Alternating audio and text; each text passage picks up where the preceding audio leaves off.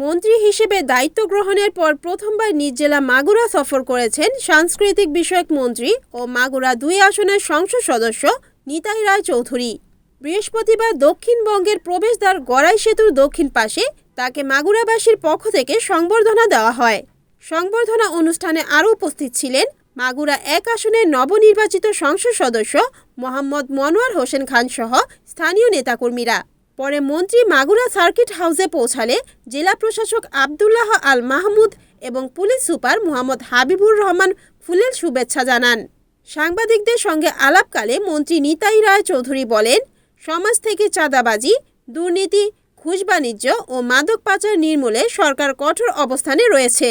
তিনি বলেন, মাদকের বিরুদ্ধে আমাদের জিরো টলারেন্স নীতি, যে কোনো মূল্যে মাদক নির্মূল করা হবে। মন্ত্রী আরও জানান, একটি নিরাপদ ও শৃঙ্খলাপূর্ণ সমাজ গঠনে প্রশাসন ও জনগণকে একযোগে কাজ করতে হবে।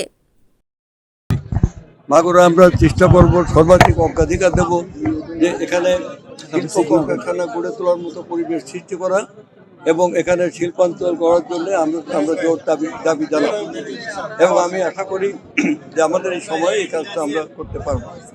আমাদের সরকারের আরেকটি ঘটনা আছে, সেটা হলো সবচেয়ে গুরুত্বপূর্ণ, যে সমস্ত প্রকার চাঁদাবাজি, দুর্নীতি, ডাকাতি, চাঁদাবাজি, দুর্নীতি, মাদক ব্যবসা, মাদক পাচার এবং মাদক সেবন, এগুলোকে আমরা সম্পূর্ণরূপে আমরা নির্মূল করতে চাই এবং এটা থেকে আমাদের এখন কোনো ক্রমেই আমাদের কোনো নেই, ক্ষমা নেই। এটা আমরা করবো।